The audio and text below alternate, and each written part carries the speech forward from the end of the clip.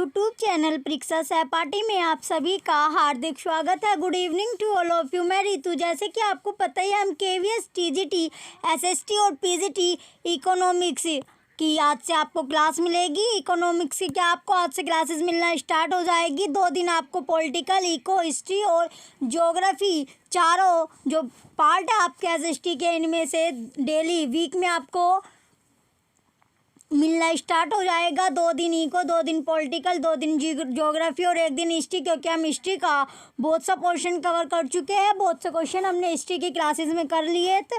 तो अब हम चलिए, ये हमारी आज से क्या स्टार्ट हो रही है, इकोनॉमिक्स स्टार्ट हो रही है। ये हमारी फर्स्ट क्लास है। आज आपकी फर्स्ट क्लास है इकोनॉमिक्स की।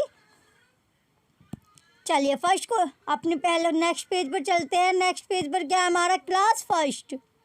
ये हमारी कौन सी क्लास है, क्लास फर्स्ट है। आज की हमारी पहली क्लास है इकोनॉमिक्स की। ये पहली क्लास होगी। आज से आपको इकोनॉमिक्स की क्लासेस भी मिलना स्टार्ट हो जाएगी।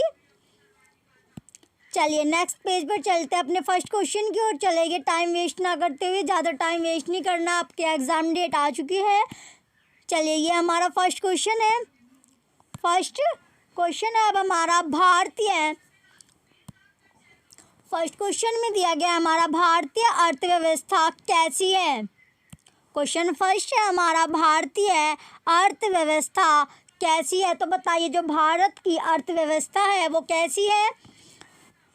चलिए एक एक करके ऑप्शन देखेंगे। ऑप्शन ए हमारा पूंजीवादी अर्थव्यवस्था, ऑप्शन बी साम्यवादी अर्थव्यवस्था, ऑप्शन सी स्वतंत्र अर्थव्यवस्था, ऑप्शन डी मिश्रित अर्थव्यवस्था। तो बताइए जो भारत की अर्थव्यवस्था है वो कैसी है। क्वेश्चन फर्स्ट है आपसे, क्वेश्चन फर्स्ट में पूछा गया है भारतीय अर्थव्यवस्था कैसी है। तो जो भारतीय अर्थव्यवस्था है वो कैसी है। तो भारतीय जो अर्थव्यवस्था है वो मिश्रित अर्थव्यवस्था है। मिश्रित अर्थव्यवस्था है। भारतीय जो अर्थव्यवस्था है वो कैसी है, मिश्रित अर्थव्यवस्था है। तो क्वेश्चन फर्स्ट का ऑप्शन डी क्या है हमारा, राइट आंसर है। तो भारतीय अर्थव्यवस्था मिश्रित अर्थव्यवस्था है।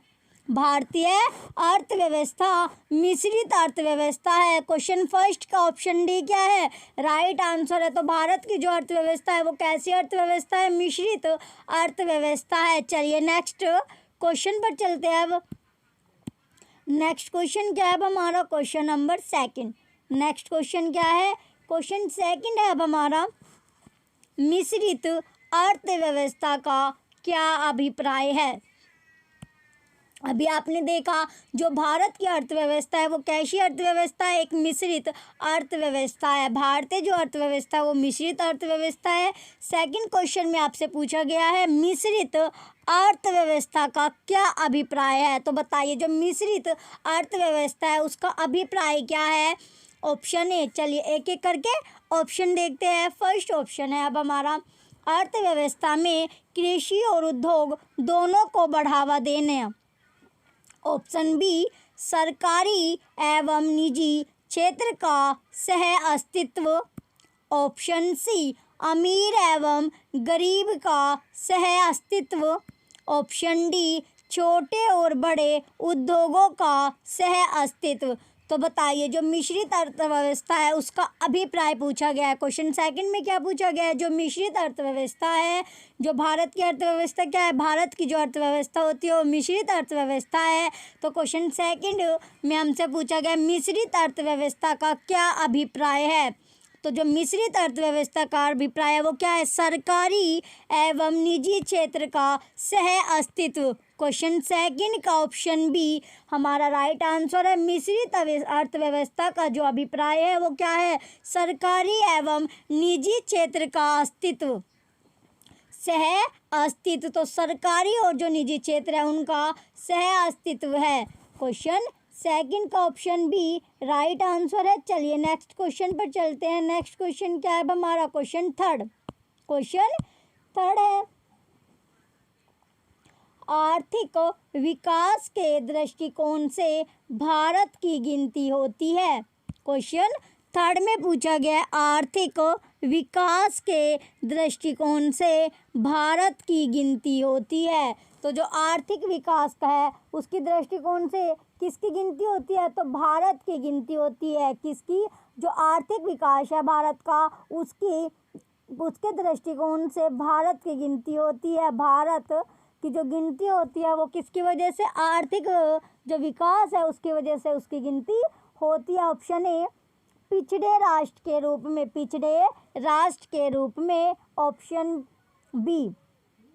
ऑप्शन बी है अब हमारा विकसित राष्ट्र के रूप में। ऑप्शन सी विकासशील राष्ट्र के रूप में। ये ऑप्शन जो है ऊपर नीचे हो रहा है, बी सी जो ऑप्शन है हमारा ये ऊपर नीचे हो रहा है। तो ऑप्शन डी क्या है अब हमारा, अर्ध विकसित राष्ट्र के रूप में। ऑप्शन डी अर्ध विकसित राष्ट्र के रूप में। तो बताइए जो आर्थिक विकास के दृष्टिकोण से भारत की गिनती पूछी गई है, तो भारत की गिनती होती है किस रूप में होती है, जो आर्थिक विकास के दृष्टिकोण से भारत की जो गिनती होती है वो कौन से, ऑप्शन क्वेश्चन थर्ड का ऑप्शन सी क्या है हमारा, विकासशील राष्ट्र के रूप में। विकासशील राष्ट्र के रूप में किसकी गिनती होती है, भारत की गिनती होती है। भारत की जो गिनती होती है वो विकासशील राष्ट्र के रूप में होती है। क्वेश्चन थर्ड का ऑप्शन सी क्या है, राइट आंसर है। चलिए नेक्स्ट क्वेश्चन पर चलते हैं। नेक्स्ट क्वेश्चन क्या है हमारा, क्वेश्चन फोर्थ है।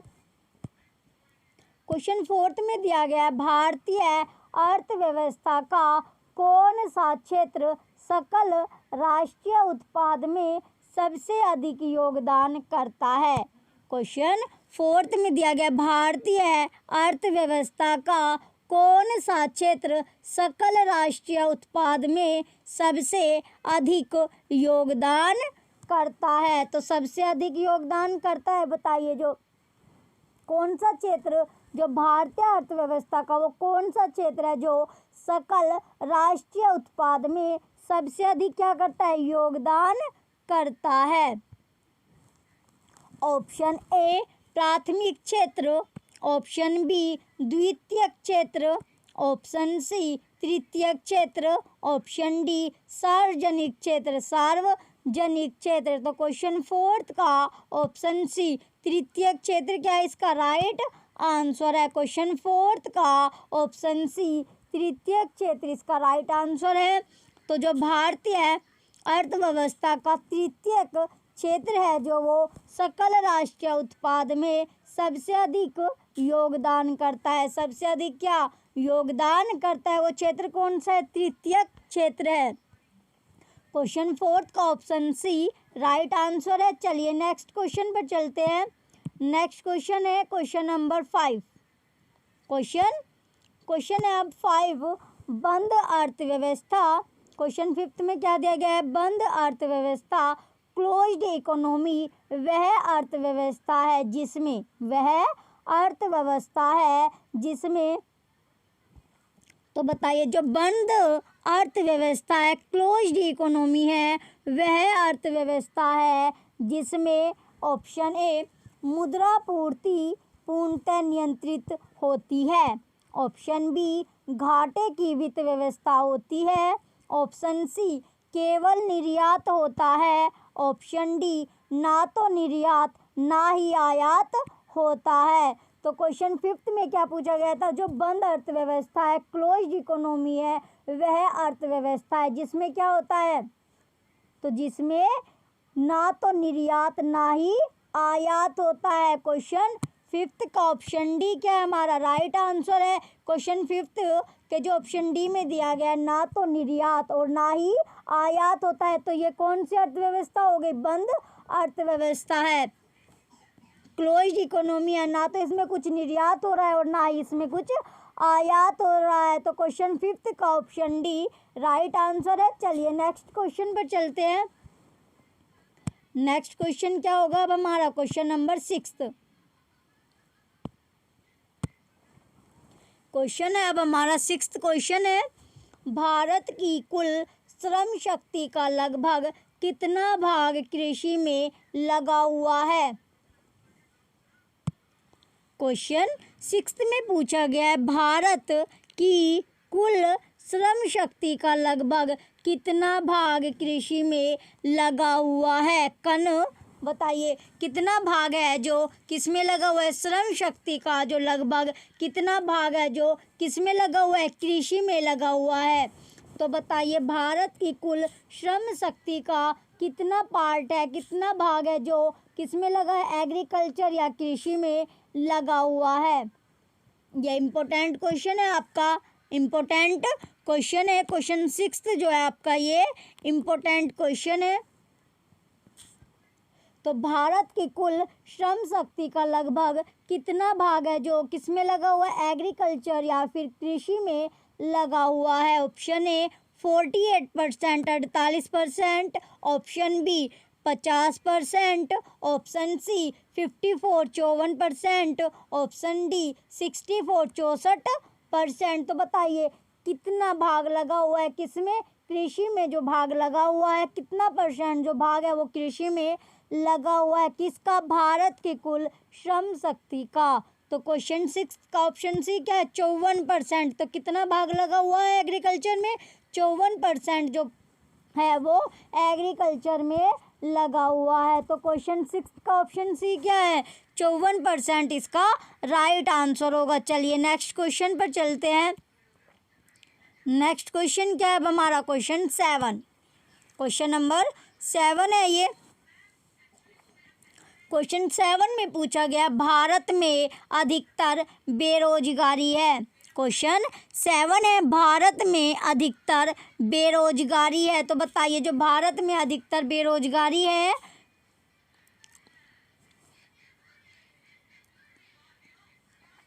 भारत में अधिकतर बेरोजगारी है डैश। तो जो भारत में अधिकतर बेरोजगारी पूछा गया ऑप्शन ए है हमारा तकनीकी, ऑप्शन ए तकनीकी, ऑप्शन बी चक्रीय, ऑप्शन सी ग्रेषणात्मक, ऑप्शन डी संरचनात्मक। तो बताइए जो भारत में अधिकतर बेरोजगारी है वो पूछा गया है भारत में जो अधिकतर बेरोजगारी है वो कैसे? संरचनात्मक। भारत में अधिकतर बेरोजगारी संरचनात्मक है। तो क्वेश्चन 7 का ऑप्शन डी क्या है? राइट आंसर है। तो भारत में जो अधिकतर बेरोजगारी है वो संरचनात्मक है। क्वेश्चन 7 का ऑप्शन डी क्या है? राइट आंसर है। भारत में जो बेरोजगारी है ज़्यादा से ज़्यादा अधिकतर जो बेरोजगारी है वो संरचनात्मक है। चलिए नेक्स्ट क्वेश्चन पर चलते हैं अब। नेक्स्ट क्वेश्चन क्या है अब हमारा? क्वेश्चन 8। क्वेश्चन 8 में पूछा गया है भारत में बेरोजगारी के आंकड़े एकत्रित एवं प्रकाशित करता है। क्वेश्चन 8 में पूछा गया भारत में बेरोजगारी के आंकड़े एकत्रित एवं प्रकाशित करता है डैश। तो बताइए जो भारत में जो बेरोजगारी है उसके जो आंकड़े, क्या जो भारत की बेरोजगारी है, बेरोजगारी के जो आंकड़े इकट्ठे होते हैं या फिर उन्हें पब्लिश या प्रकाशित करता है वो कौन करता है? भारत में जो बेरोजगारी के आंकड़े इकट्ठे होते हैं और प्रकाशित कौन करता है? क्वेश्चन 8 में पूछा गया है आंकड़े एकत्रित एवं प्रकाशित करता है। तो कौन आंकड़े एकत्रित करता है और प्रकाशित करता है?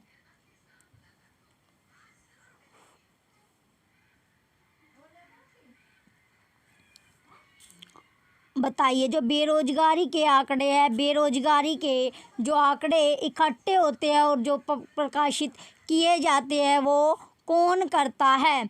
ऑप्शन ए अब हमारा योजना आयोग, ऑप्शन बी वित्त आयोग, option C NSSO, option D UNO। तो बताइए जो आंकड़े हैं बेरोजगारी के वो एकत्र करना और उन्हें प्रकाशित करने वाला कौन है? क्वेश्चन 8 में पूछा गया है। क्वेश्चन 8 का जो राइट आंसर है हमारा ऑप्शन सी NSSO। NSSO क्या है?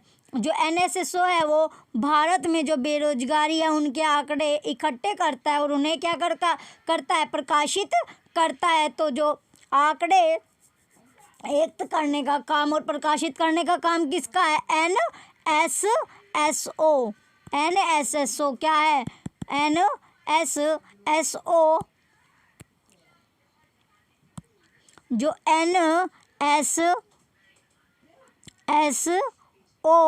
जो है वो क्या करता है, आंकड़े को एकत्र करता है, और आंकड़े एकत्र करना और प्रकाशित करने का जो कार्य है वो किसका है, NSSO का है। तो क्वेश्चन 8 का ऑप्शन सी राइट आंसर है। ये क्वेश्चन भी क्या आपके लिए इम्पोर्टेंट है, क्वेश्चन 8 जो है आपका इम्पोर्टेंट क्वेश्चन है। चलिए नेक्स्ट क्वेश्चन पर चलते हैं। नेक्स्ट क्वेश्चन क्या है अब हमारा, क्वेश्चन 9। क्वेश्चन 9 है अब हमारा। क्वेश्चन 9 में क्या पूछा गया है, क्वेश्चन जो 9 में पूछा गया है, भारत में बेरोजगारी की किस्म पाई जाती है। भारत में बेरोजगारी की किस्म पाई जाती है। तो बताइए जो भारत में बेरोजगारी है वो किस किस्म की पाई जाती है, कौन सी किस्म की बेरोजगारी जो है वो भारत में पाई जाती है। तो बताइए जो भारत में बेरोजगारी है वो किस किस्म की है, किस किस्म की जो बेरोजगारी की भी किस्म होती है उसमें कौन सी किस्म की जो बेरोजगारी है वो कहाँ पर मिलती है, भारत में मिलती है। क्वेश्चन में आपसे पूछा गया है कि भारत में जो बेरोजगारी है वो कौन से किस्म की है। ऑप्शन ए अब हमारा ग्रामीण अल्प रोजगार, ऑप्शन बी चक्रीय बेरोजगारी, ऑप्शन सी संरचनात्मक बेरोजगारी, ऑप्शन डी इनमें से सभी। इनमें से सभी तो आपको क्या बताना है, जो भारत में बेरोजगारी पाई जाती है उसकी वो बेरोजगारी बतानी है, वो किस्म बतानी है, जिस तरह की बेरोजगारी कहाँ पर मिलती है, भारत में पाई जाती है। तो क्वेश्चन 9 का ऑप्शन डी इनमें से सभी। तो जो भारत में जो बेरोजगारी पाई जाती है वो किस किस किस्म की पाई जाती है, चलिए देखते हैं। ऑप्शन ए अब हमारा ग्रामीण अल्प रोजगार। ग्रामीण अल्प रोजगार जो बेरोजगारी है ये भी भारत में मिलती है, पाई जाती है, भारत में पाई जाती है। और जो चक्रीय बेरोजगारी है ये भी क्या है, भारत में पाई जाती है। और जो संरचनात्मक बेरोजगारी है ये भी भारत में पाई जाती है। तो ये तीनों किस्म की जो बेरोजगारी है वो कहाँ पर मिलती है, भारत में मिलती है। तीनों किस्म की बेरोजगारी भारत में पाई जाती है। तो भारत में कितनी तरह की बेरोजगारी देखी आपने अभी, 3 तरह की बेरोजगारी है जो कहाँ पर मिलती है, भारत में पाई जाती है। तो तीनों तरह की जो बेरोजगारी है वो कहाँ पर पाई जाती है, भारत में। तो क्वेश्चन 9 का ऑप्शन डी क्या है, राइट आंसर है। चलिए नेक्स्ट क्वेश्चन पर चलते हैं अब हम। नेक्स्ट क्वेश्चन क्या है हमारा, क्वेश्चन 10। क्वेश्चन 10 है अब हमारा, कृषि में मूलतः किस प्रकार की बेरोजगारी की प्रधानता देखने को मिलती है।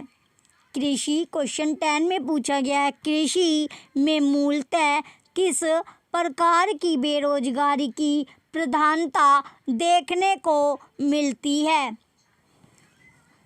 तो बताइए बच्चों जो कृषि है उसमें किस प्रकार की जो बेरोजगारी है वो उसकी प्रधानता देखने को मिलती है। तो किस प्रकार की वो बेरोजगारी है जो जिसकी प्रधानता किस में देखने को मिलती है, कृषि में देखने को मिलती है।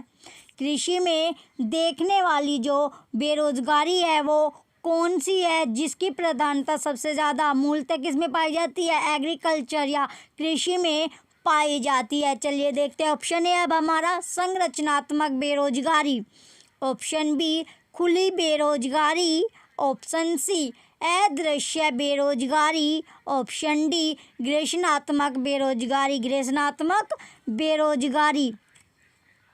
तो बताइए किस तरह की बेरोजगारी जो है किस में देखने को मिलती है, कृषि में देखने को मिलती है। तो कृषि में मूलतः किस प्रकार की बेरोजगारी की प्रधानता देखने को मिलती है। तो किस प्रकार की बेरोजगारी हमें कृषि में देखने को मिलती है।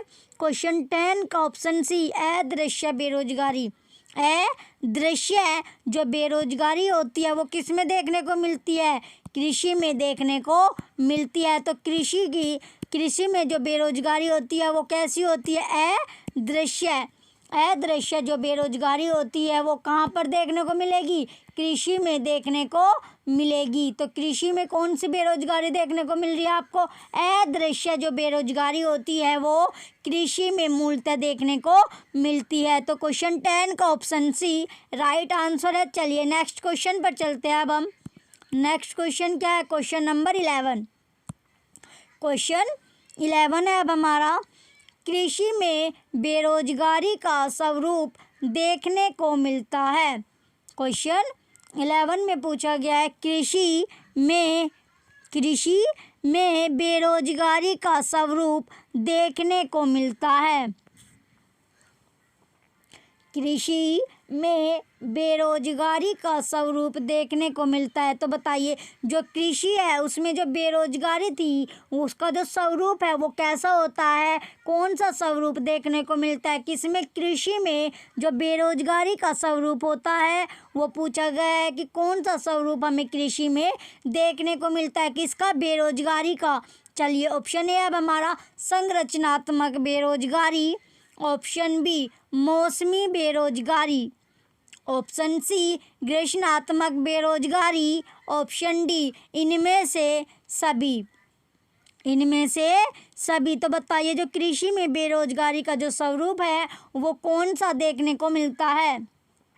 कौन सा स्वरूप हमें कृषि की बेरोजगारी में देखने को मिलता है? तो क्वेश्चन 11 का ऑप्शन डी में क्या है? इनमें से सभी जो है वो सभी के सभी क्या है? इनमें से सभी हमें कृषि के बेरोजगारी का स्वरूप है। कृषि में जो बेरोजगारी है उसका स्वरूप है कौन सा? सभी के सभी। तो इसमें कौन सा आता है? पहला है अब हमारा संरचनात्मक बेरोजगारी, और दूसरा है मौसमी बेरोजगारी, तीसरा ग्रेषणात्मक बेरोजगारी। तो तीनों के तीनों जो बेरोजगारी का जो स्वरूप है, तीनों बेरोजगारी का जो स्वरूप है वो कहाँ पर देखने को मिलता है? कृषि में देखने को मिलता है। तो कृषि में जो बेरोजगारी का जो स्वरूप है वो कौन कौन सा है? संरचनात्मक बेरोजगारी, मौसमी बेरोजगारी और ग्रेषणात्मक बेरोजगारी। तीनों के तीनों हमें कहाँ पर देखने को मिलते हैं? कृषि में देखने को मिलते हैं। कृषि की बेरोजगारी का ये स्वरूप है। तो क्वेश्चन 11 का ऑप्शन डी राइट आंसर है। चलिए नेक्स्ट क्वेश्चन पर चलते हैं। अब हम क्वेश्चन 12, नेक्स्ट क्वेश्चन क्या है हमारा? क्वेश्चन 12 है। क्वेश्चन 12 में पूछा गया है प्रच्छन्न बेरोजगारी का अर्थ है। प्रच्छन्न जो बेरोजगारी है उसका अर्थ पूछा गया है। तो बताइए, जो प्रच्छन्न बेरोजगारी का अर्थ है। क्वेश्चन 12 में पूछा गया है, प्रच्छन्न बेरोजगारी का अर्थ है।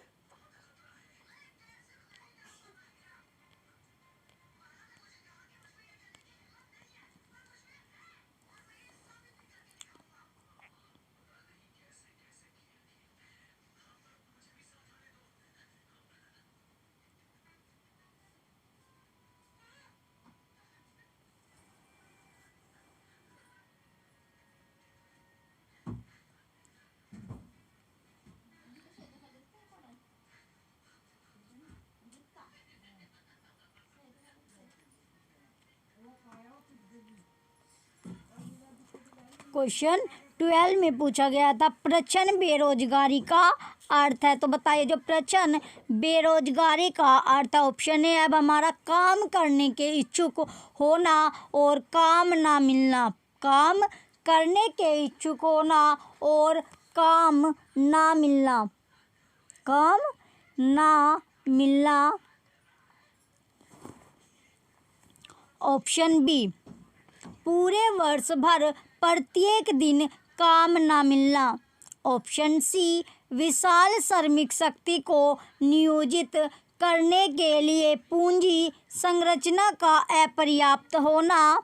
ऑप्शन डी आवश्यकता से अधिक लोगों का कार्यरत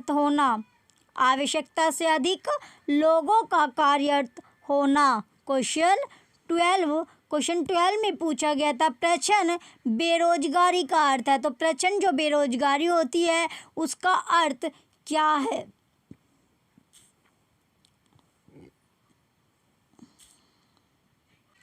क्वेश्चन 12 में पूछा गया था प्रच्छन्न बेरोजगारी यानी कि डिस कौन सी बेरोजगारी, disguised employment, disguised unemployment, unemployment क्या है इसका, तो जो प्रच्छन्न बेरोजगारी इसे क्या कहते हैं, प्रच्छन्न बेरोजगारी को बोलेंगे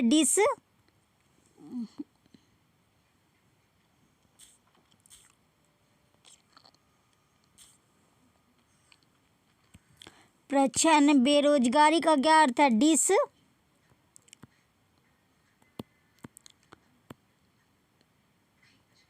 डिसगाइज्ड अनएम्प्लॉयमेंट, डिसगाइज्ड अनएम्प्लॉयमेंट।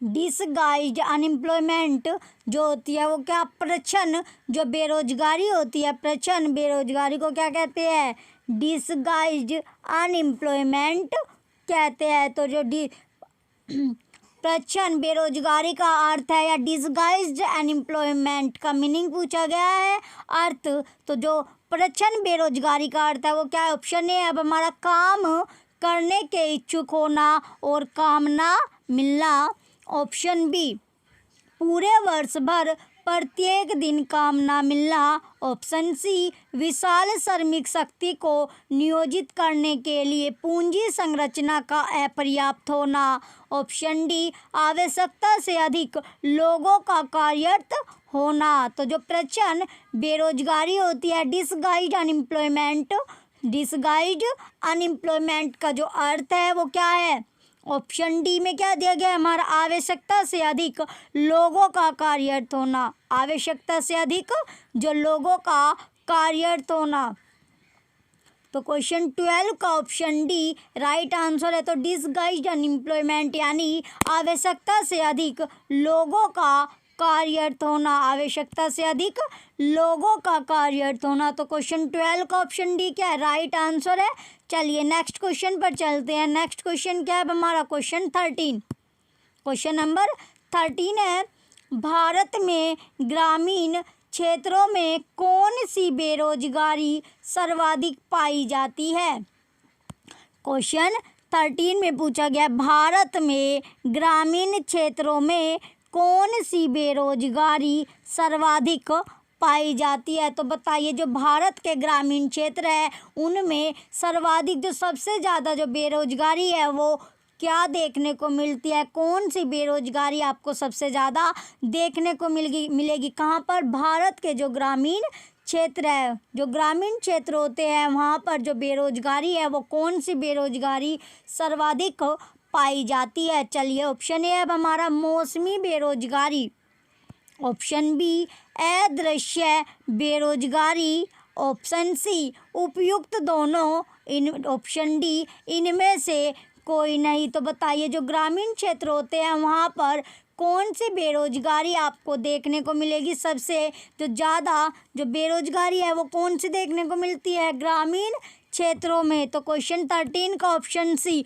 उपयुक्त दोनों क्या है इसका राइट आंसर है। तो कौन कौन सी बेरोजगारी देखने को मिलती है, मौसमी बेरोजगारी और अदृश्य जो बेरोजगारी है, दोनों की दोनों कहाँ पर देखने को मिलती है, ग्रामीण जो क्षेत्र होते हैं, ग्रामीण क्षेत्र यानी कि जो गांव वाले क्षेत्र होते हैं वहाँ पर जो ग्रामीण क्षेत्र में आपको सबसे ज़्यादा बेरोजगारी कौन सी दिखेगी, जो बेरोजगारी दिखती है ग्रामीण क्षेत्र में वो मौसमी बेरोजगारी और अदृश्य बेरोजगारी आपको दिखती है।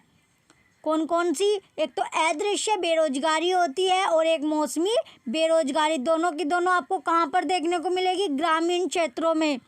तो क्वेश्चन 13 का ऑप्शन सी क्या है हमारा राइट आंसर है। क्वेश्चन 13 का ऑप्शन सी राइट आंसर होगा, उपयुक्त दोनों की दोनों जो बेरोजगारी है वो कहाँ पर, ग्रामीण क्षेत्रों में आपको देखने को मिलेगी। चलिए नेक्स्ट क्वेश्चन पर चलते हैं अब हम। नेक्स्ट क्वेश्चन है क्वेश्चन 14, क्वेश्चन 14 है अब हमारा वर्तमान समय में देश में किस प्रकार की बेरोजगारी की समस्या बहुत गंभीर समस्या बनी हुई है। क्वेश्चन 14 में पूछा गया है, वर्तमान समय में देश में किस प्रकार की बेरोजगारी की समस्या बहुत गंभीर समस्या बनी हुई है। बहुत गंभीर समस्या बनी हुई है। तो बताइए जो वर्तमान समय है इसमें जो देश में है, वर्तमान समय में देश में कौन सी बेरोजगारी की समस्या है जो सबसे ज़्यादा गंभीर जो समस्या है वो बनी हुई है। कौन सी वो समस्या है बेरोजगारी की जो देश में सबसे ज़्यादा बनी हुई है। तो प्रेजेंट टाइम में कौन सी समस्या है जो बेरोजगारी की सबसे ज़्यादा देखने को मिल रही है, बहुत गंभीर समस्या है। ऑप्शन ए ग्रामीण बेरोजगारी, ऑप्शन बी शिक्षित बेरोजगारी, ऑप्शन बी हमारा शहरी बेरोजगारी है और ऑप्शन सी शिक्षित बेरोजगारी, ऑप्शन डी खुली बेरोजगारी, खुली बेरोजगारी। तो जो क्वेश्चन 14 है हमारा, इसका जो राइट आंसर है हमारा क्वेश्चन 14 का ऑप्शन सी क्या है, शिक्षित बेरोजगारी इसका राइट आंसर है, शिक्षित बेरोजगारी। तो जो पढ़े लिखे एजुकेटेड पर्सन है उनको भी क्या है, रोजगार नहीं है। तो ये वर्तमान समय में क्या चल रही है, सबसे गंभीर समस्या है, देश की सबसे गंभीर समस्या है। तो जो वर्तमान समय में देश में किस प्रकार की बेरोजगारी की समस्या जो बहुत गंभीर समस्या बनी हुई है वो कौन सी है, शिक्षित बेरोजगारी। तो शिक्षित जो बेरोजगारी की जो समस्या है ये बहुत ही गंभीर समस्या बनी हुई है, किसके लिए, देश के लिए। तो ये गंभीर समस्या है देश के लिए, शिक्षित बेरोजगारी। चलिए क्वेश्चन 14 का ऑप्शन बी सी क्या है हमारा राइट आंसर है, क्वेश्चन 14 का ऑप्शन सी राइट आंसर है। नेक्स्ट क्वेश्चन पे चलते हैं। नेक्स्ट क्वेश्चन क्या है हमारा, क्वेश्चन 15, क्वेश्चन नंबर 15 है। क्वेश्चन 15 में दिया गया है, राष्ट्रीय ग्रामीण विकास संस्थान कहाँ अवस्थित है। राष्ट्रीय ग्रामीण विकास संस्था कहाँ अवस्थित है। तो बताइए जो राष्ट्रीय ग्रामीण विकास संस्थान है वो कहाँ पर स्थित है, कहाँ पर सिचुएटेड है, कहाँ अवस्थित है, अवस्थित है। तो बताइए कहाँ पर स्थित है। तो जो राष्ट्रीय ग्रामीण विकास संस्थान है, कौन सा राष्ट्रीय ग्रामीण विकास संस्थान पूछा गया है, कहाँ पर सिचुएटेड है, कहाँ पर स्थित है। चलिए ऑप्शन देखते हैं। फर्स्ट ऑप्शन है option A Shimla, option B Hyderabad, option C Patna, option D New Delhi. Option D क्या है हमारा, नई दिल्ली। तो बताइए जो राष्ट्रीय ग्रामीण विकास संस्थान है वो कहाँ पर स्थित है, कहाँ पर अवस्थित है। तो इसका जो राइट आंसर होगा हमारा क्वेश्चन 15 का ऑप्शन बी हैदराबाद। हैदराबाद में क्या स्थित है, हैदराबाद में राष्ट्रीय ग्रामीण विकास संस्थान स्थित है। तो क्वेश्चन 15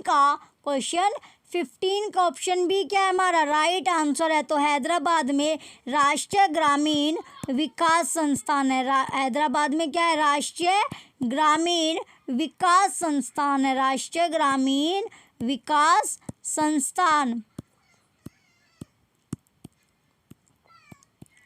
क्वेश्चन 15 का ऑप्शन बी क्या है हमारा राइट आंसर है। तो हैदराबाद में राष्ट्रीय ग्रामीण विकास संस्थान स्थित है। क्वेश्चन 15 का ऑप्शन बी क्या है हमारा राइट आंसर है। चलिए नेक्स्ट क्वेश्चन पर चले गए अब हम। क्वेश्चन 15 का ऑप्शन बी राइट आंसर है। नेक्स्ट क्वेश्चन पर चलते हैं। नेक्स्ट क्वेश्चन क्या है हमारा, क्वेश्चन 16, क्वेश्चन नंबर 16 है, संरचनात्मक बेरोजगारी का कारण है। संरचनात्मक बेरोजगारी का कारण है। तो बताइए जो संरचनात्मक बेरोजगारी है उसका कारण क्या है, किस वजह से संरचनात्मक बेरोजगारी है, उसका कारण पूछा गया है कि कौन सा कारण है जो संरचनात्मक बेरोजगारी का है। तो कौन सा कारण है जो संरचनात्मक बेरोजगारी का कारण माना जाता है। चलिए ऑप्शन देखते हैं। ऑप्शन ए है अब हमारा अविस्फीति की अवस्था, अवस्फीति की अवस्था, अविस्फीति की अवस्था। ऑप्शन बी भारी उद्योग की अभिनति, भारी उद्योग की अभिनति। ऑप्शन सी कच्चे माल की कमी। ऑप्शन डी अपर्याप्त उत्पादन क्षमता। तो जो संरचनात्मक बेरोजगारी का जो कारण है वो क्या है? अपर्याप्त उत्पादन क्षमता। अपर्याप्त उत्पादन क्षमता क्या है? जो ये कारण किसका माना जा रहा है? जो ये कारण है ये संरचनात्मक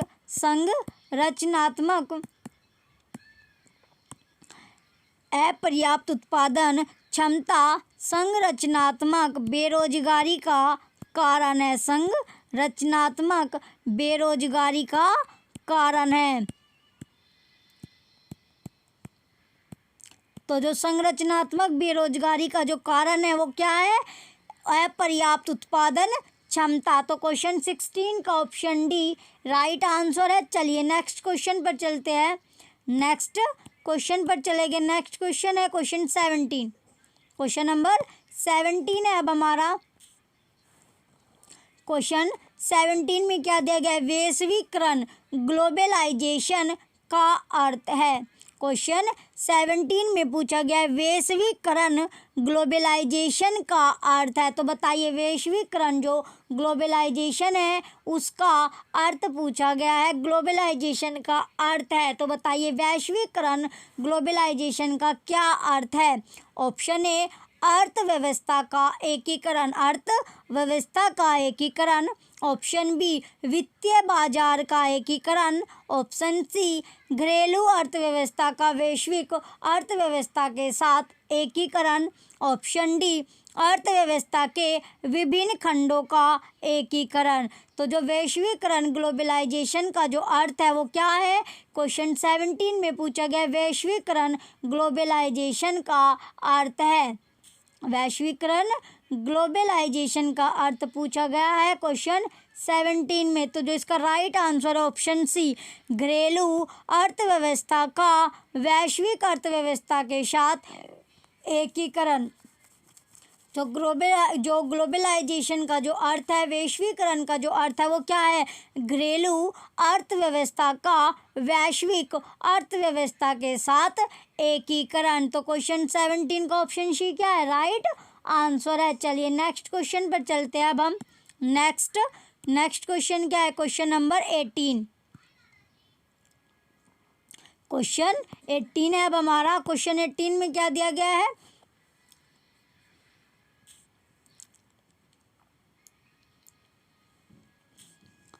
चलिए 17 क्वेश्चन हमने कर लिए। अब हमारा नेक्स्ट क्वेश्चन क्या है? क्वेश्चन 18। क्वेश्चन नंबर 18 दिया गया है योजना आयोग गरीबी रेखा का निर्धारण पोषण आवश्यकताओं के आधार पर निर्धारित करता है। इसके अनुसार ग्रामीण क्षेत्रों में 2400 कैलोरी प्रतिदिन से कम प्राप्त करने वाले लोग गरीबी रेखा के नीचे माने जाते हैं। नगरीय क्षेत्रों के लिए यह कैलोरी अंतर्ग्रहण है। क्वेश्चन 18 में पूछा गया योजना। क्वेश्चन 18 है अब हमारा योजना आयोग गरीबी रेखा का निर्धारण पोषण आवश्यकताओं के आधार पर निर्धारित करता है। इसके अनुसार ग्रामीण क्षेत्रों में 2400 कैलोरी प्रतिदिन से कम प्राप्त करने वाले लोग गरीबी रेखा के नीचे माने जाते हैं। तो नगरीय क्षेत्रों के लिए यह कैलोरी अंतर्ग्रहण है। तो क्या क्वेश्चन में पूछा गया है? जो क्वेश्चन दिया गया हमारा क्वेश्चन 18 में क्या है? जो 2400 कैलोरी प्रतिदिन से जो कम प्राप्त करते हैं, प्राप्त करने वाले लोग क्या है? वो गरीबी रेखा में आते हैं, गरीबी रेखा के नीचे माने जाते हैं। कितने कैलोरी? जो 2400 क्वेश्चन जो कितनी कैलोरी से कम? जो 2400 कैलोरी से 2400 कैलोरी से कम प्रतिदिन 2400 कैलोरी से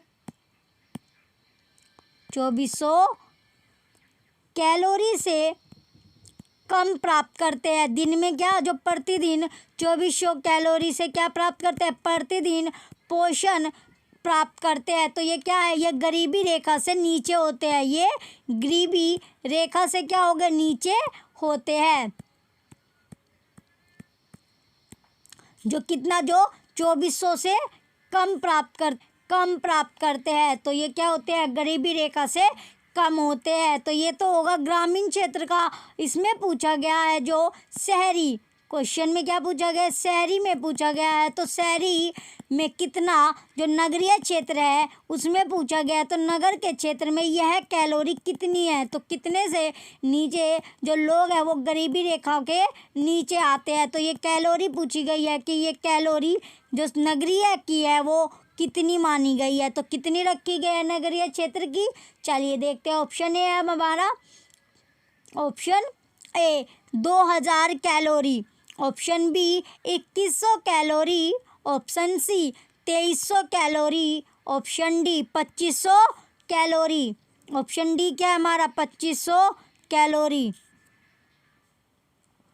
ऑप्शन डी है 2500 कैलोरी। तो बताइए नगरीय क्षेत्र की कैलोरी कितनी है ये, तो जो गरीबी रेखा से नीचे रखे जाते हैं। तो कैलोरी क्वेश्चन 18 का ऑप्शन बी 2100 कैलोरी, 2100 कैलोरी जो है वो नगरीय क्षेत्र की रखी गई है। तो नगरीय क्षेत्र की जो 2100 कैलोरी से जो भी कम होगा प्रतिदिन का जो आवश्यकता, पोषण आवश्यकता अनुसार क्या है, तो वो प्राप्त करता है कितना, 2100 कैलोरी से अगर कम होगा तो वो गरीबी रेखा से नीचे होगा, गरीबी ने रेखा से क्या होता है, नीचे होगा। तो क्वेश्चन 18 का ऑप्शन बी क्या है, राइट आंसर है। चलिए नेक्स्ट क्वेश्चन पर चलते हैं। नेक्स्ट क्वेश्चन क्या है, क्वेश्चन 19, क्वेश्चन नंबर 19 है अब हमारा, योजना आयोग किसके सर्वेक्षणों के आधार पर निर्धनता रेखा के नीचे के लोगों का आकलन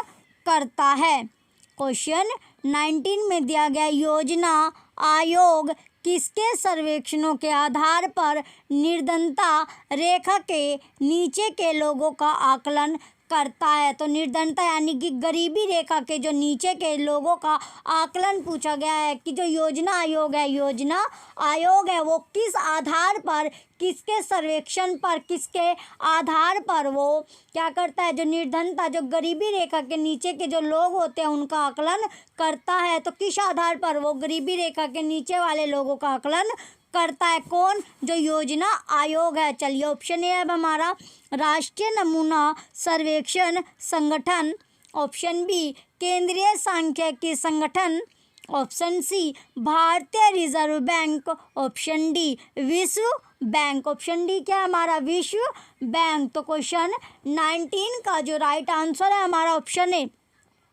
राष्ट्रीय नमूना सर्वेक्षण संगठन के अनुसार, किसके आधार पर, जो राष्ट्रीय नमूना सर्वेक्षण संगठन है इसके आधार पर क्या करता है, वो जो गरीबी रेखा से जो नीचे के लोग हैं उनका आकलन करता है। कौन, जो योजना आयोग है, योजना आयोग उनका आकलन करते हैं जो गरीबी रेखा के नीचे के लोग हैं। तो किसके आधार पर, राष्ट्रीय नमूना सर्वेक्षण संगठन के अनुसार। तो क्वेश्चन 19 का ऑप्शन ए क्या है, राइट आंसर है। चलिए नेक्स्ट क्वेश्चन पर चलते हैं अब हम।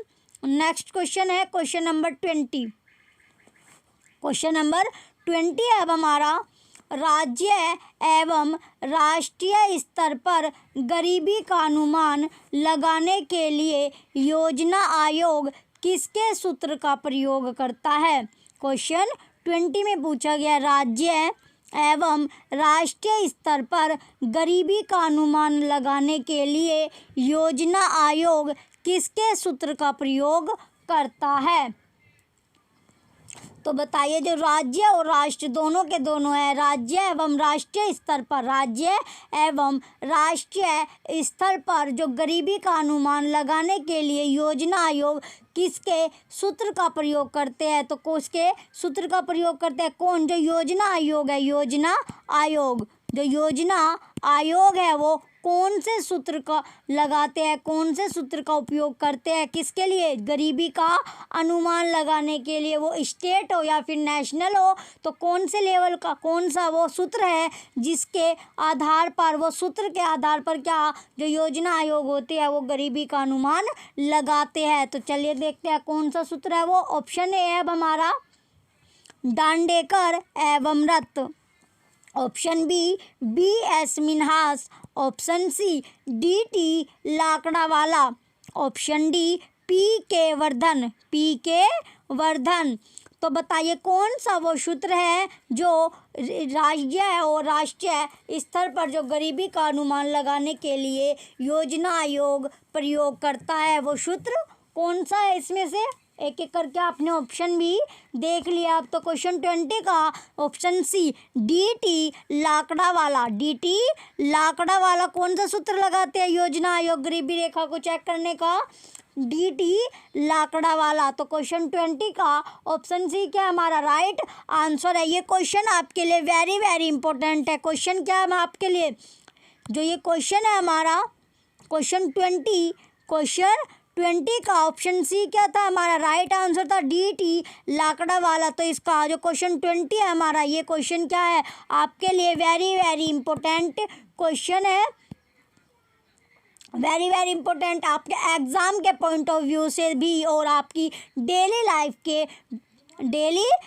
के बेसिस पर भी क्या ये क्वेश्चन जो है आपका बहुत ही इम्पोर्टेंट क्वेश्चन है, वेरी वेरी इंपॉर्टेंट क्वेश्चन है आपके लिए। तो इसका जो आंसर है आपको अच्छे से पता होना चाहिए। तो किस वजह से, कौन सा वो सूत्र है जो राष्ट्रीय और राज्य दोनों लगाते हैं, किसका जो योजना आयोग होती है दोनों का जो अनुमान, किसके लिए, गरीबी रेखा का अनुमान लगाने के लिए जो सूत्र का उपयोग करते हैं, प्रयोग करते हैं, वो कौन सा सूत्र है, डी टी लाकड़ावाला। तो ये आपको याद होना चाहिए। क्वेश्चन 20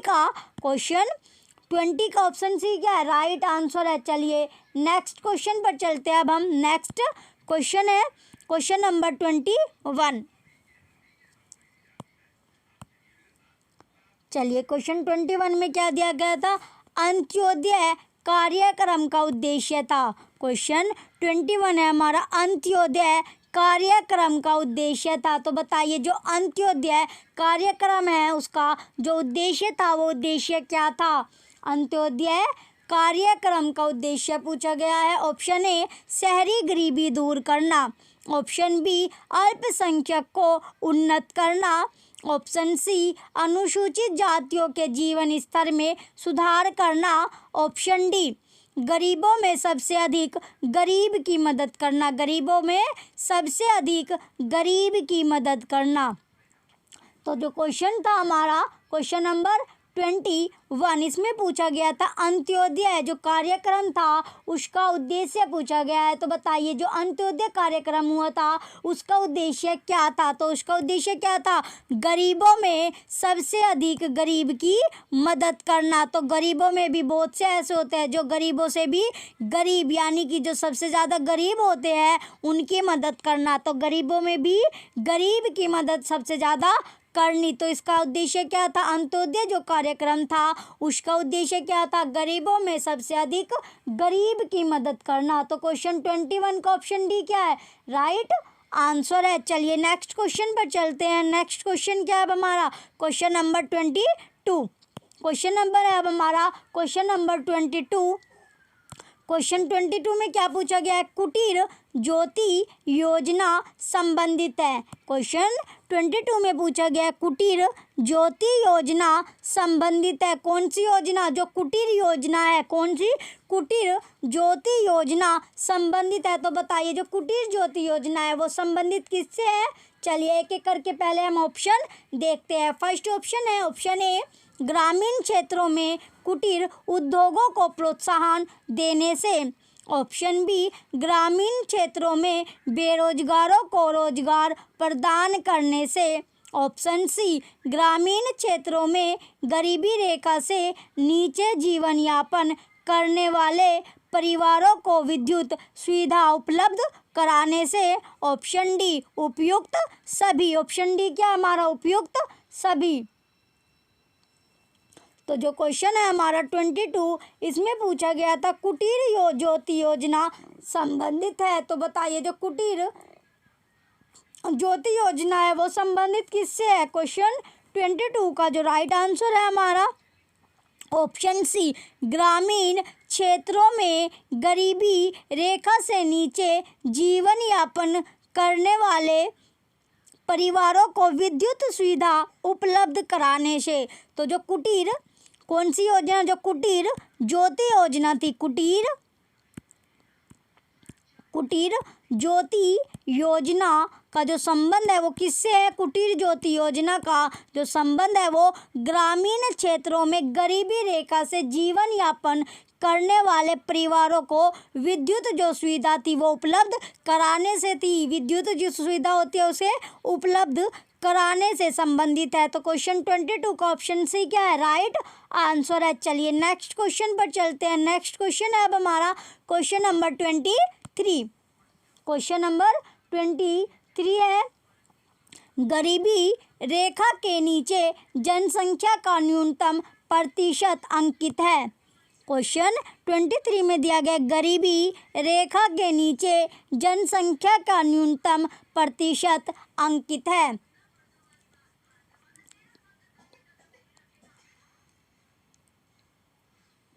तो बताइए जो गरीबी रेखा होती है, गरीबी रेखा पूछी गई थी।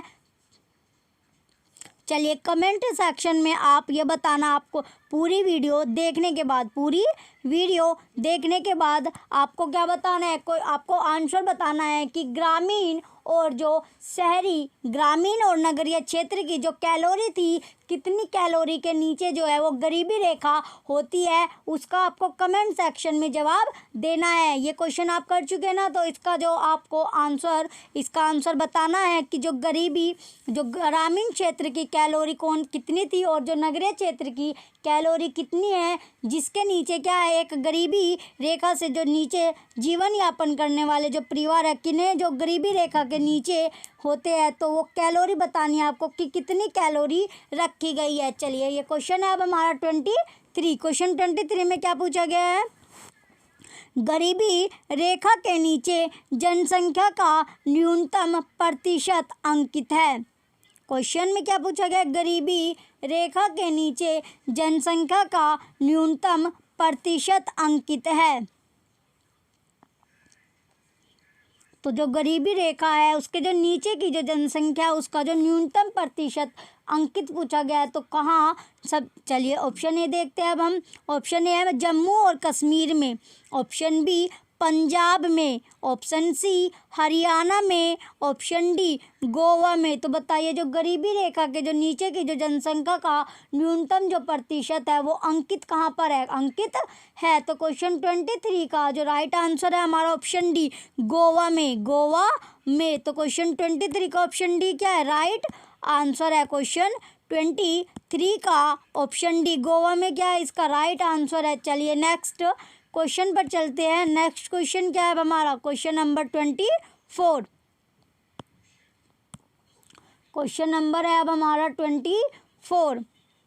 क्वेश्चन 24 में पूछा गया है, निम्नलिखित में से किस राज्य को अत्यधिक कुपोषण के कारण भारत का इथियोपिया कहा जाता है। निम्नलिखित में से किस राज्य को अत्यधिक कुपोषण के कारण भारत का क्या कहा जाता है, इथियोपिया कहा जाता है।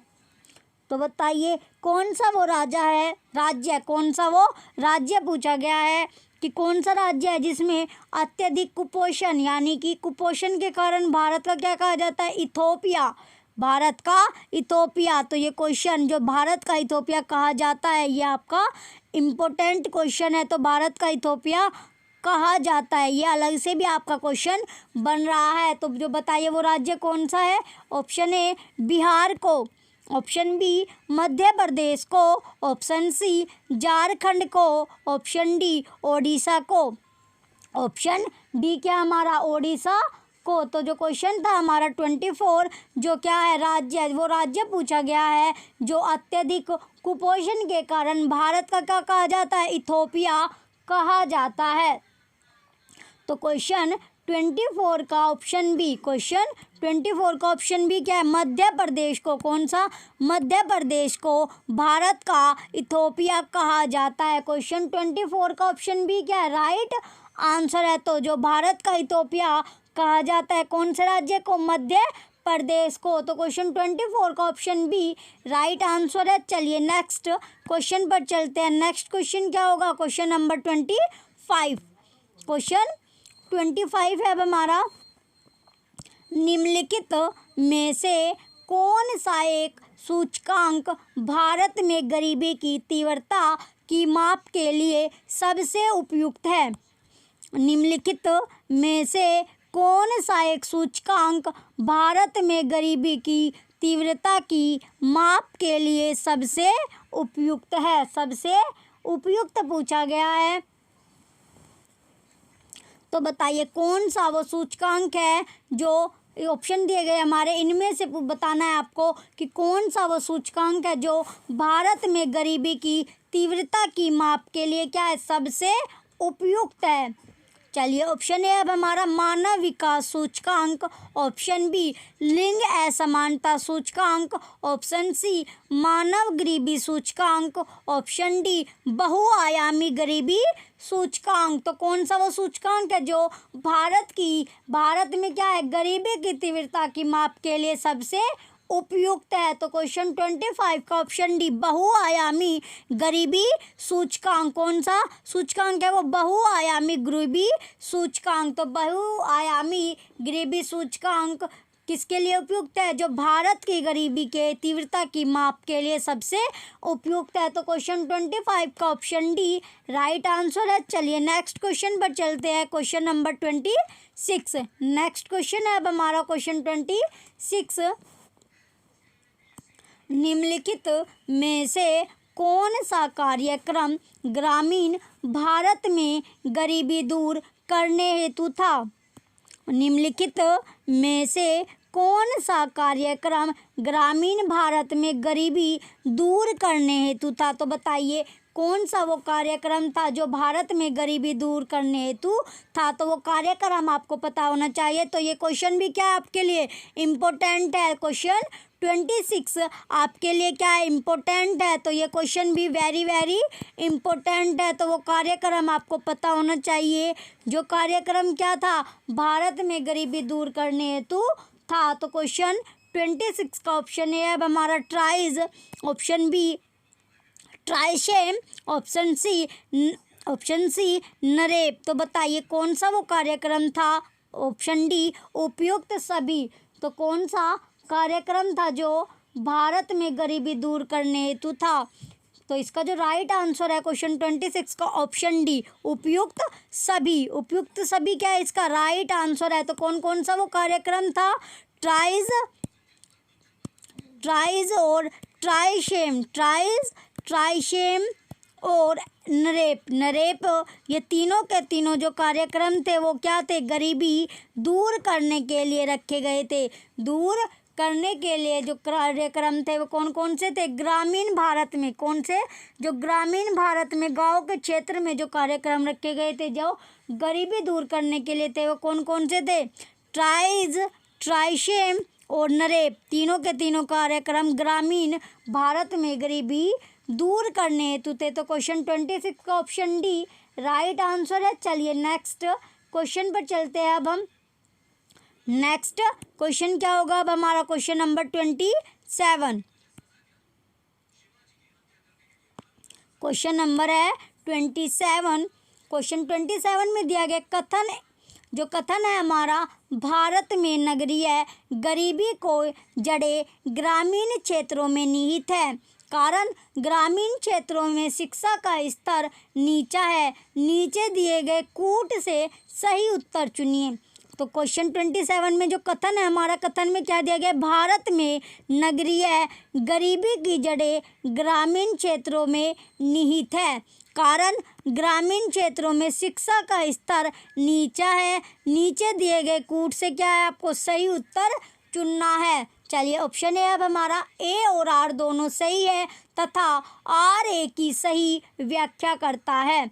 ऑप्शन बी, ए और आर दोनों सही है परंतु RA की सही व्याख्या नहीं करता है।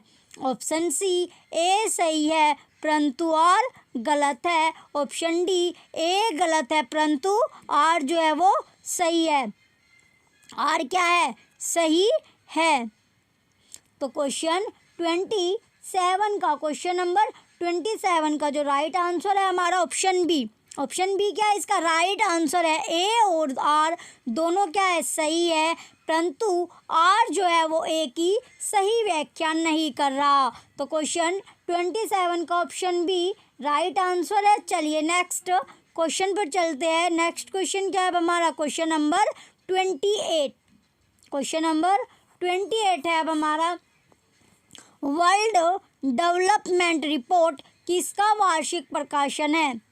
क्वेश्चन 28 में पूछा गया है वर्ल्ड डेवलपमेंट रिपोर्ट किसका वार्षिक प्रकाशन है। तो जो वर्ल्ड डेवलपमेंट रिपोर्ट है वो किसका वार्षिक प्रकाशन है आपको पता होना चाहिए। ये क्वेश्चन भी क्या है आपका? इम्पोर्टेंट क्वेश्चन है। क्वेश्चन 28 ये क्वेश्चन भी आपके लिए इम्पोर्टेंट है। तो वर्ल्ड डेवलपमेंट रिपोर्ट किसका वार्षिक प्रकाशन है? Option A, IBRD।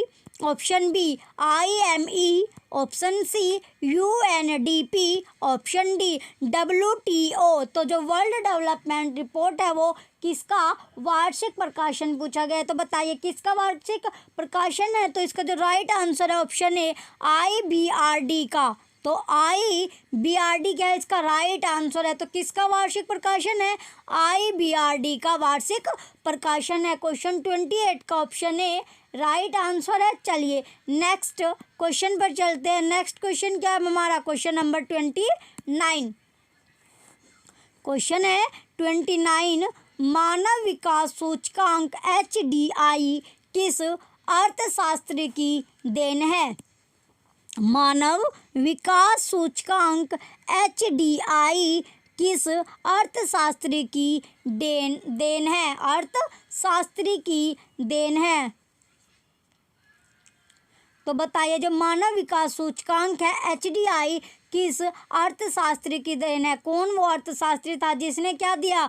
मानव विकास सूचकांक दिया। चलिए देखते हैं ऑप्शन ए अब हमारा Adam Smith. Option B, Amartya Sen. Option C, Keynes. Option D, Mahbub ul हक। ऑप्शन डी क्या है हमारा? महबूब उल हक। तो जो मानव विकास सूचकांक था वो कौन से अर्थशास्त्री ने दिया था? तो ये अर्थशास्त्री कौन थे? महबूब उल हक। तो जो महबूब उल हक थे उन्होंने क्या दिया था? मानव विकास सूचकांक। तो ये क्वेश्चन भी क्या है आपका? इम्पोर्टेंट क्वेश्चन है। क्वेश्चन 29 भी क्या है आपका? इम्पोर्टेंट क्वेश्चन है। क्वेश्चन 29 आपका इम्पोर्टेंट क्वेश्चन है। इम्पोर्टेंट किस लिए? क्योंकि जो आपने अभी तक जितने क्वेश्चन किए हैं उसमें मानव विकास सूचकांक बार बार आ रहा है। तो मानव विकास सूचकांक भी क्या है? इम्पोर्टेंट क्वेश्चन है। तो ये किस अर्थशास्त्री की देन है? महबूब उल हक की देन है। तो क्वेश्चन 29 का ऑप्शन डी राइट आंसर है। चलिए नेक्स्ट क्वेश्चन पर चलते हैं। नेक्स्ट और लास्ट क्वेश्चन है हमारी आज की क्लास का। हमारी आज की जो क्लास है इसका लास्ट क्वेश्चन क्या है? क्वेश्चन 30 है अब हमारा। क्वेश्चन 30, निम्नलिखित में से कौन सा मानव विकास सूचकांक का हिस्सा नहीं है? निम्नलिखित में से कौन सा मानव विकास सूचकांक का हिस्सा नहीं है? तो बताइए जो मानव विकास सूचकांक किस अर्थशास्त्री की देन थी? तो वो अर्थशास्त्री कौन था? महबूब उल हक। महबूब उल हक। चलिए क्वेश्चन 30 में पूछा गया है कि कौन सा मानव विकास सूचकांक का हिस्सा नहीं है। तो कौन सा हिस्सा नहीं है किसका? मानव विकास सूचकांक का। ऑप्शन ए, स्वास्थ्य एवं पोषण। ऑप्शन बी, प्रति व्यक्ति आय। ऑप्शन सी, जन्म के समय जीवन प्रत्याशा। ऑप्शन डी, सकल नाम निवेश दर। सकल नाम निवेश दर। तो क्वेश्चन 30 का जो राइट आंसर होगा, इसमें पूछा गया था मानव विकास सूचकांक का हिस्सा नहीं है, तो हिस्सा पूछा गया, तो हिस्सा क्या नहीं है, सकल नाम निवेश दर क्या इसका राइट आंसर है। तो क्वेश्चन 30 का ऑप्शन डी क्या हमारा राइट आंसर है। क्वेश्चन 30 का पूछा गया था मानव विकास सूचकांक का हिस्सा नहीं है, तो क्या हिस्सा नहीं है, मानव सकल नाम निवेश दर, सकल नाम निवेश दर हिस्सा नहीं है किसका, मानव विकास सूचकांक का। तो क्वेश्चन 30 का ऑप्शन डी क्या है, राइट आंसर है। आशा करती हूँ आपको क्लासेस अच्छे लग रहे होंगे, क्वेश्चन का लेवल भी आपको अच्छा लग रहा हो। आपको क्लासेस अगर अच्छी लग रही हो तो वीडियो को आप लाइक कीजिएगा और कमेंट सेक्शन में ज़रूर बताइएगा आपको क्लासेस कैसी लग रही है। वीडियो को ज़्यादा से ज़्यादा शेयर कीजिए और यूट्यूब चैनल जो प्रैक्टिस सहपाठी है आप इसे सब्सक्राइब करके रखें और बेल आइकन यानी जो नोटिफिकेशन है उसे भी ऑन करके रखें, जिससे आपको वीडियो का नोटिफिकेशन मिलता रहे और आपकी क्लासेस मिस ना हो। एक भी क्लास अब आपको मिस नहीं करनी, डेली अपनी क्लासेस करनी है। Thank you.